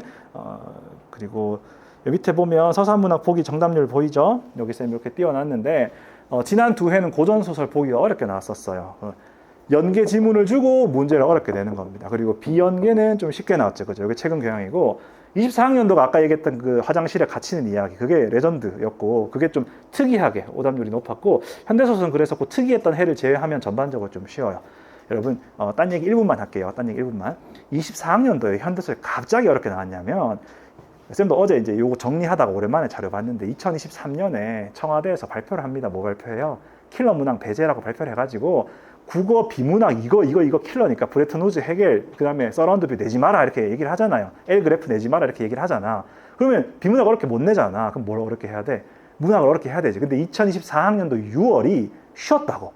24학년도 6월 비문학은 뭐 그냥 요즘 수성고 고1도 그런 거 안 풀어요. 엄청 쉽게 나왔고 이번처럼 나왔습니다. 나왔고 그다음에 문학도 크게 어렵지 않았어요. 9월에 조금 어렵게 만들었는데 역시 1컷이 90을 넘었어. 변별이 안 되죠? 수능에서 이런 꼴이 나는 겁니다. 그래서 육모가 쉽게 나오면 결코 반가운 일이 아니에요. 출제자 입장에서는 난이도 테스트를 할 기회가 이제 한 코인밖에 안 남은 거야. 6월에 어렵게 내보면 대충 이 정도 변별되는구나가 보이잖아. 근데 이번에 6월이 이렇게 나왔으니까 아까 말했던 상위 몇만 명이 변별이 지금 안 돼, 그지? 그러니까 평가원 입장에서는 코인 하나, 그러니까 동전 하나, 그러니까 자원 하나를 날린 거예요. 겁니다. 그리고 고전소설은 그래서 요때 작년 두 해가 고전소설이 좀 어려웠거든요. 보기 문제가 그랬다는 거고 2023학년도 좀 이례적으로 문학이 쉬웠죠. 그렇습니다. 그 다음에 요거 하나 하겠습니다. 이것도 아까 시험에 냈었는데 5번 선지에 마땅하다 있죠. 마땅하다. 5번 선지에 마땅하다가 보기에 어디에 해당합니까? 이거 빨리 찾죠. 5번 선지에 마땅하다가 보기에 나온 단어 중에 어디에 해당합니까? 이거 아까 시험 냈었나? 6번에 냈네. 그죠? 어디에 해당합니까? 정당성이죠. 그죠? 정당성. 그러면 선지에서 이걸 찾겠습니다. 지금 여러분, 쌤이 지금 오른손으로 묶고 있는 이게 한 문장이라는 거 보입니까? 후자의 경우부터 여기까지 한 문장이죠. 그죠? 한 문장이죠. 정당성을 확보하였다. 주어가 뭔데? 주어가. 뭐가 정당성을 확보했어요? 뭐가? 왕이 되려 하는 주인공의 욕망이 정당성을 확보했죠. 그죠? 왕이 되려 하는 주인공의 욕망이 정당성을 확보했죠. 여러분 욕망이 있습니까? 욕망 있어요? 여러분 예를 들어서 쌤 저는 성적을 올리고자 하는 욕망이 있습니다.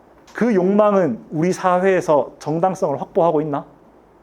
있지. 여러분 성적 올리겠다는 욕망은 우리 사회가 정당하다고 생각할 뿐만 아니라 적극 응원하는 욕망이죠. 그죠?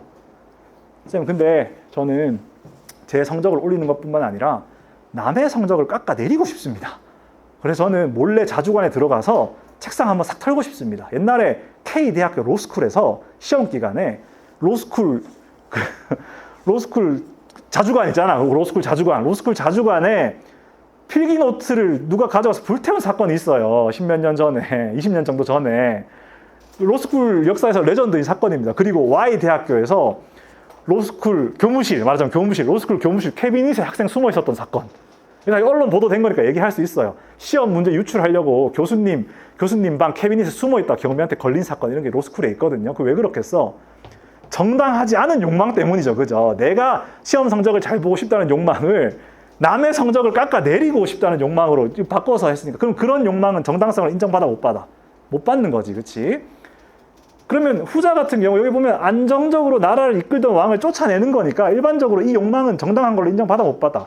못 받죠. 그죠? 잘하고 있는 왕을 왜 쫓아내? 근데 홍길동이 주인공인 소설이니까 이런 왕이 되려 하는 주인공의 욕망이 정당성을 확보하는 장치가 소개되어 있는 겁니다. 어떻게 소개되어 있습니까? 가령 공동체의 소원, 율도국 사람들이 우리는 지금 왕도 나쁘진 않지만 누가 우리를 다스려줬으면 좋겠어? 홍길동이 우리 다스려줬으면 좋겠어. 이렇게 얘기하면 홍길동의 욕망이 좀 정당화되죠. 그렇죠? 그리고 성군이 폭군을 몰아낸 역사적 사례들과 동격으로 취급해버리면 그러면 홍길동이 성군에 해당되면 이것도 뭐 취급되고 하늘의 뜻, 율도국 왕도 나쁘게 하는 건 아니지만 하늘이 길동한테 다스리라 하신다. 이러면 뭐 하늘의 뜻이니까 정당화되는 거지. 이런 보기를 줬습니다. 그리고 5번 선지에서 뭘 줬다고? 선지에서 주인공의 욕망이 마땅하다는 인식을 줬죠. 그럼 요 선지는 선지의 그 마지막 문장을 이어서 풀라는 뜻이겠죠.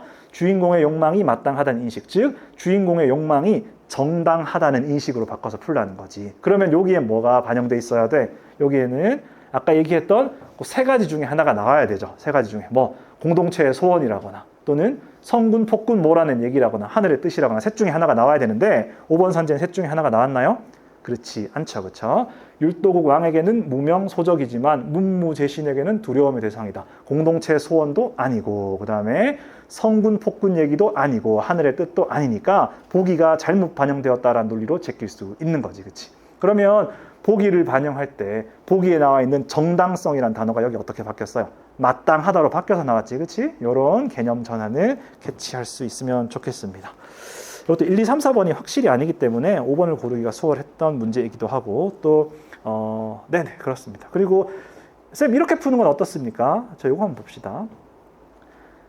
주인공의 욕망이 마땅하다는 인식이 율도국에서 확산되고 있다. 아마 대부분 이렇게 풀었을 것 같은데 왕하고 신하들이 이렇게 반응했다는 걸 보고 이 나라에서 확산되고 있다 이렇게 판단하는 건 좀 어색하죠. 우리가 어떤 나라에서 인식이 확산되고 있다 그러면 그 나라 국민들이 그렇게 생각을 해야 되는 건데 이거하고 이게 좀 덜 어울리지, 그렇지? 근데 요거를 매칭되게 내놓고 보기를 잘못 적용하게 되면 난도가 확 올라가겠죠. 이 부분 캐치하기 바랍니다. 오케이, 좋습니다. 이 정도로 보죠. 31쪽에 오른쪽 아래 봅시다. 31쪽에 오른쪽 아래. 31쪽 오른쪽 아래 보면 요거는 아까 우리 봤던 30번 문제 있죠. 30번 문제에서 이 사실관계 자체가 복잡하게 나온 경우를 예시를 들었거든요. 아까는 뭐만 틀렸었어? 자신이 산에서 내려가는 것에 대하여 알려준 게 아닌데 한 포인트가 틀렸었지. 그치? 근데 여기 예시를 보면은 그 포인트가 엄청 복잡한 언어로 얘기되어 있는 걸 알 수 있을 겁니다. 이렇게 선지가 길어지면 난도가 올라간다. 이런 거 준비 잘 하고 마지막입니다. 고전 시가 단독이고요. 연계가 2작품, 비연계가 1작품입니다. 근데 연계가 너스레 좀 떨어볼게요. 야속하다. 출제자가 야속하다. 뭐가 야속해? 김태관 쌤이 중요하다고 생각한 걸 안 내서 야속해. 맞아? 아니야. 그런 뜻이 아니고 여러분 이 자리에 긴 거 하나 나와줘야 한 개 째낄 거 아니에요. 그죠? 이런데 속삼이인곡 이런 거 내주면 얼마나 좋아. 그러면 6모에서 풀었으니까 수능까지 잊어도 되잖아. 그치? 완전 춘별사가 뭡니까, 여러분? 변별도 안 돼, 이거.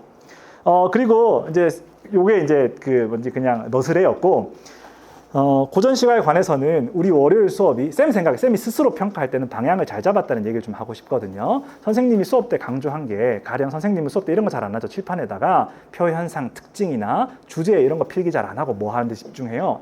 구절을 이미지화하는 데 집중하고 있잖아요. 그렇죠? 지금 사실 만전춘별사 같은 경우도 각각의 내용이 어떤 이미지인지를 확보해 두고 첫 번째 A 같은 경우도 쌤이 준 그 스터디 3번에 있어요. 3번에 있으면 얼음 위에 대나무 자리 두고 너와 내가 얼어 죽을 망정 정든 오늘 밤 더디 새옷이라. 정든 오늘 밤 더디 새옷이라를 우리 순우리말로 해석해 두면 너랑 나랑 사랑하는 이 밤이 천천히 갔으면 좋겠다. 그러니까 요런 현대어 해석 및 이미지화를 잘 공부해 두면 풀리게끔 선지가 나온다. 이 정도를 확인한 건데 난 이게 맞다고 봐요. 난 이 길이 맞다고 봐. 그래서 여러분을 지난 4개월간 이렇게 가르쳐 온 거고 3개월간이네요. 3개월 가르쳐 온 거고 수능 완성 작품도 마찬가지로 가르칠 겁니다. 뭐에 주목할 거라고? 구절의 해석에 주목할 겁니다. 더더욱 최근까지의 경향처럼 이른바 긴 가사나 잡가 작품이 나오면 더더욱 그중에 한두 구조를 잘 해석하는 게 결정적인 점수 획득의 관건이 된다.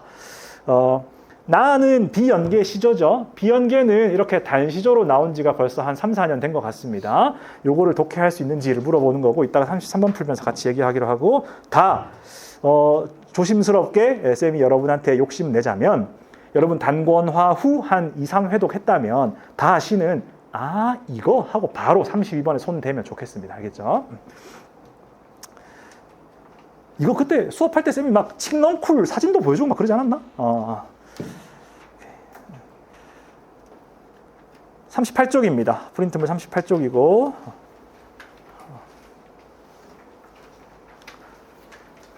여러분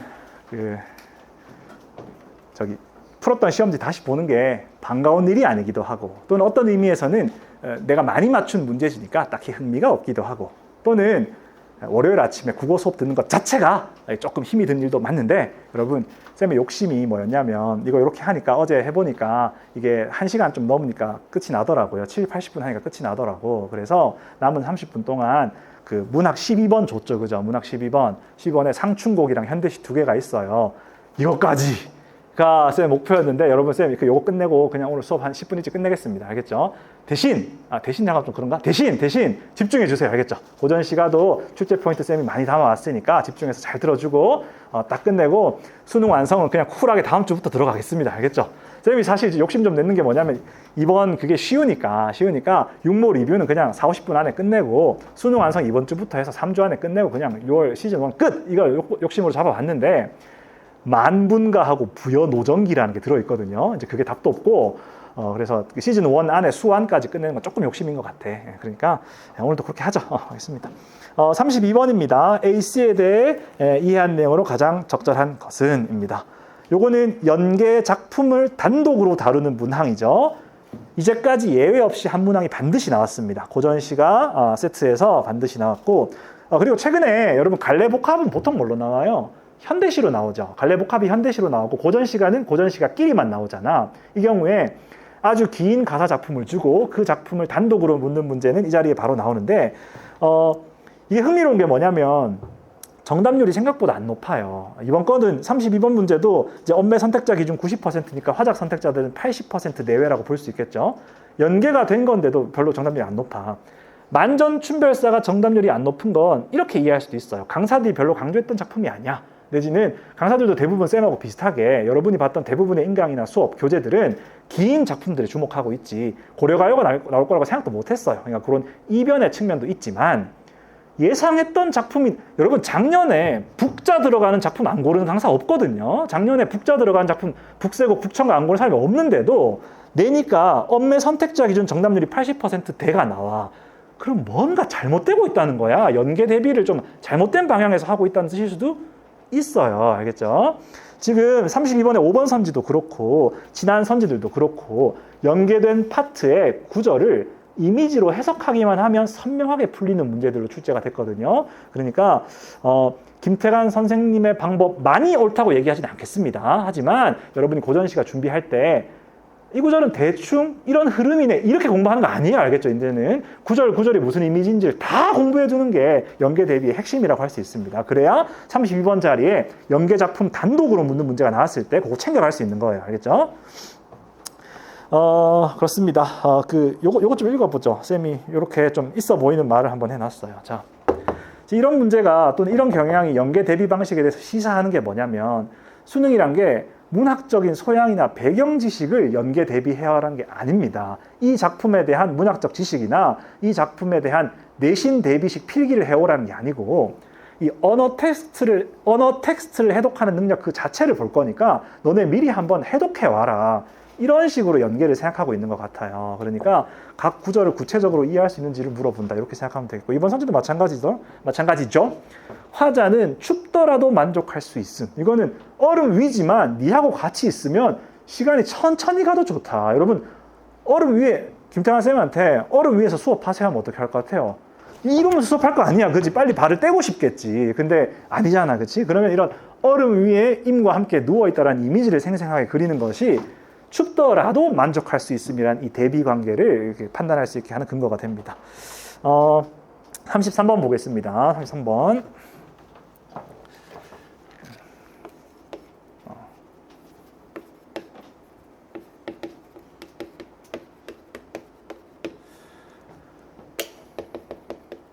연계 대비에 관해서 얘기했고 33번은 수능 역사에서 아주 이례적인 문제입니다. 33번은 나만을 단독으로 묻고 있죠. 한 번도 없었어요. 수능에서 단 한 번도 이렇게 출제된 적이 없습니다. 비연계 작품은 반드시 다른 작품하고 연계되어서만 질문이 되었었거든요. 이런 경우는 있지. 한 문제 안에 기, 니, 디는 연계 작품에 관한 선지, 그 다음에 리, 미는 비연계 작품에 관한 선지, 뭐 이런 식으로 구성된 적은 있다 할지라도 한 문제가 통째로 비연계였던 적은 잘 없어. 그럼 이거는 평가원이 변화를 예고하는 건지 아니면 그냥 출제된 여러 문제 중에 고르다 보니 이렇게 된 건지는 구모를 봐야 알 수 있겠죠. 구모에도 일관적으로 비연계 단독 작품에 대한 선지나 문제 비중이 올라가면 고전시가 독해력을 좀 요구하는구나 생각하고 현장에서 비연계 작품에 쓸 시간 확보한다는 마인드로 공부를 하는 게 되고, 그러면 이제 연계 대비를 더 해두는 거겠죠, 결국은. 그 다음에 그렇지 않으면 평소에 풀던 대로 기출들처럼 다른 작품하고 잘 엮어가지고 추론해가면서 풀 수 있겠거니 하고 생각하면 되겠습니다. 4번 선지 보겠습니다. 상황을 가정한 표현인 띄워두면을 통해. 요거는 난도를 올린 겁니까? 내린 겁니까? 이렇게 물어볼게요. 띄워두면을 뺐으면, 상황을 가정한 표현을 통해 이렇게만 했으면 난도가 올라가 내려가? 올라가지. 우리가 찾아야 되잖아, 그지? 근데 상황을 가정한 표현인 띄워두면을 통해 하면 난도가 내려가죠, 그죠? 내려가죠. 이렇게 난도 조절하는 부분이고, 그 다음에 뒷부분 보겠습니다. 대상을 화자와 분리된 상태인 것처럼 제시하고 있다. 대상은 작품에 나와 있는 시어보다 추상적인 개념이야, 구체적인 개념이야?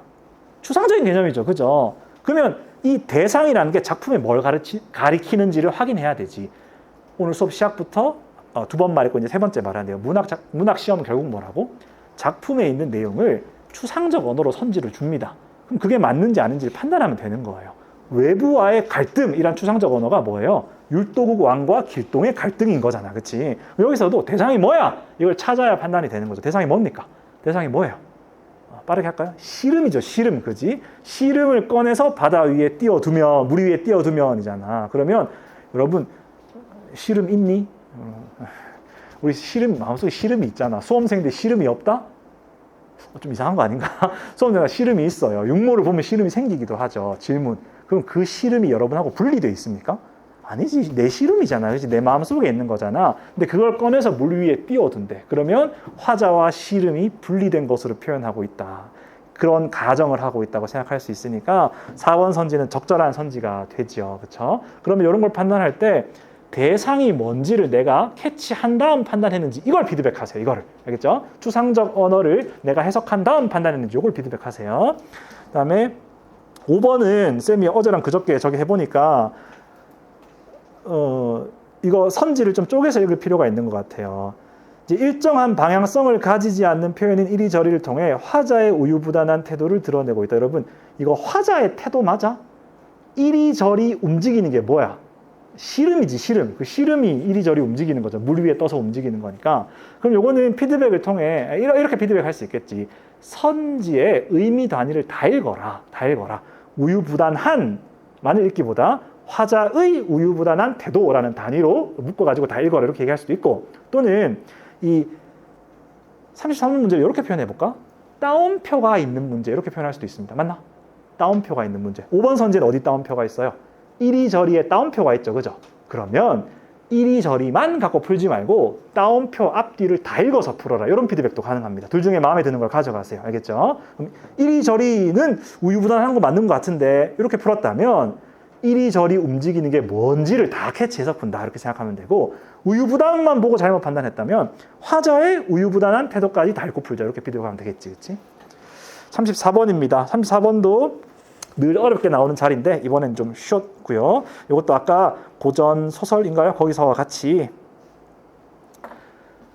가에서 소춘풍하는 도화와 대비되는 것으로 하고 쉼표했죠. 이게 조금 변화가 있는 선지니까 잘 보세요. 보통 여기서 끊겼으면 그 다음에 보통 어디서 이어지냐면 여기서 이어지기 마련이거든요. 쉼표 2개 있으니까. 근데 이번 선지는 또 변화를 좀 줬죠. 여러분, 가에서 소춘풍하는 도화와 대비되는 것으로 다음 어디 이어야 돼? 어디를 이어야 돼? 화자의 상태를로 이어야 되지.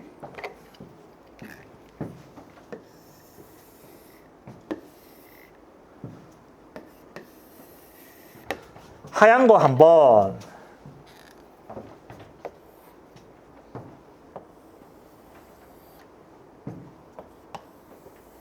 녹색 한번, 이렇게 2번 하는 거죠. 2번 하는 거. 근데 요 끊어진 다음이 여기서 나온다는 게 기존의 구도하고 조금 뭐랄까 이질적인 면이 있었다. 이제 문장의 배치 관계로. 자, 그러면 하얀 거 한번 보겠습니다. 하얀 거. 소춘풍하는 도화와 대비되는 게 뭐예요? 뭐래요? 소춘풍하는 도화와 대비되는 게 뭐래요? 화자의 상태인 거죠. 화자의 상태. 그러면 소춘풍하는 도화와 화자의 상태가 대비되는지 확인하고, 그 다음에 그것이 특정한 상황으로 임과 하나가 된 현재를 강조하는 것인지 확인하고, 요 단계를 거치는 거죠. 여러분이 피드백 해야 될 건, 쌤, 이거 임과 하나가 된 거 아니잖아요. 맞췄습니다. 가 아니고 요 순서로 판단했는지를 체크하는 겁니다. 그래서 소춘풍하는 도화와 화자의 상태가 대비되는 거 오 쳤는지, 그 다음 그걸 바탕으로 그게 임과 하나가 된 형태, 즉 임과 하나가 된 현재, 임과 하나가 된 현재가 이 화자의 상태인 거지, 화자의 상태가 이게 맞는지 체크하는 거예요. 두 단계를 거쳤는지 확인하면 되겠습니다. 이게 너무 쉽게 나왔죠, 그죠? 이게 너무 쉽게 나왔죠. 임과 하나가 된까지만 해도 X 치면 되는데 현재까지 했으니까 더 X란 말이야. 최근 시험에서 어려워지면 여기서 어디서 승부가 났어요? 최근 시험에서 요 고전시가 보기 자리에서 정답 판단의 결정적인 그 근거가 된 게 이렇게 현재 같은 선명한 단어 안 줍니다. 안 주고 어디서 승부를 내요? 이거 뭐야? 어미죠, 어미. 이제 화작 선택한 친구들은 그냥 들어보세요. 어미 선택한 친구는 어미입니다. 무슨 어미예요? 무슨 어미예요? 종결어미야, 연결어미야, 전성어미야. 전성어미지, 그지? 관형사형 전성어미인데 좀 쇼인가? 시제가 뭐예요? 시제가 임과 하나가 된 시제가 뭐예요? 과거형 아니야, 그지? 과거형. 그러면 이미 임과 하나가 되어 있다는 뜻이잖아요, 그렇죠? 근데 지금은 이별해 있는 상황이니까 여기서 승부가 나는 거죠, 그렇죠? 근데 그거를 난도를 낮추기 위해서 현재라고 줬으니까 지금 하나가 되어 있지 않다, 이렇게 풀면은 쉬워지는 거고, 이제 평소처럼 나왔으면 좀 어려워지는 거죠. 임과 하나가 된. 그렇습니다. 이런 게 이번 시험에서 가져갈 수 있는 그 포인트들이 아닌가 생각합니다. 이 보기 문제, 여러분 방금 풀었던 고전 시간 마지막 보기 문제는 정답률이 항상 낮았거든요. 최근에 2, 4, 2, 5, 2, 6, 즉 수능 대격변이 일어난 이후에 고전 시가 보기 문제 늘 어려웠으니까 이렇게 나오리라 기대하지 말고, 쌤이 방금 얘기한 풀이의 원칙, 선지 순서대로 분석해서 판단 대상 요거 맞나 저거 맞나 저거 맞나 이렇게 보는 거, 요거 꼭 사설 연습하면서 또는 기출 복습하면서 잘 분석해 두기 바랍니다. 그리고 요거는 쌤이 안 실었는데 만약에 요게 어렵게 나오면 어떻게 나오는지 확인하고 싶으면 본인이 가진 기출 문제집 꺼내 가지고 작년, 재작년, 재재작년 그 고전 시가 보기 문제 보면 되겠습니다. 알겠죠? 격려의 말 하나 하고 이제 마무리하겠습니다. 오늘 수업은 여기까지고요. 여러분 그 육모 보느라 고생이 많았습니다. 그리고 시험 결과가 어떻든 간에 여러분은 항상 여러분이 잘 해낸 부분보다는 여러분이 미흡한 부분에 주목하게 되죠. 근데 그 미흡한 부분 7, 8월에 잘 채우면 여러분 전국에서 여러분과 같이 경쟁하고 있는 사람이 아까 얘기했던 것처럼 아까 50만 명 정도 된다 그랬잖아. 그리고 그 중에 재수생들, 정시를 경쟁하는 학생들 보면 뭐 10몇만 명 되겠지, 그지? 그 중에서 7, 8월을 여러분이 가장 많이 이제 앞서 나가는 달이 될 수 있게끔 이번 육모를 좋은 계기로 삼기 바랍니다. 잘 안 나오네. 이런 게 T라 그런가 이런 게 잘 안 나오네. 여러분 고생 많았고 우리 다음 시간부터는 수능 완성을 공부할 거거든요. 2주가 우리 수업 2주 남았어요. 오늘 빼고 다음 주 다다음 주 하면 이번 시즌 끝이거든요. 2주 남았는데 2주 동안 수능 완성의 절반보다 조금 더 많이 하는 게 목표입니다. 수능 완성을 들고 와서 수업을 들으면 단권화에 유리하겠죠. 수능 완성이 아닌 단권화형 교재는 아마 안 나올 겁니다. 시간이 좀 걸릴 겁니다. 즉 인강 교재나 사용 설명서는 시간이 좀 걸릴 겁니다. 그러니까 내가 수능 완성에 단권화를 하겠다. 그러면 수능 완성을 들고 오면 되고, 나중에 수완 사용 설명서 같은 거나 아니면 내가 듣는 인강에서 수완 교재를 내주면 거기다 정리를 하겠다. 그런 학생들은 다음 주에 쌤이 주는 프린트물만으로 수업을 들을 수 있으니까 와가지고 들으면 되겠습니다. 알겠죠? 마치겠습니다. 고생했습니다.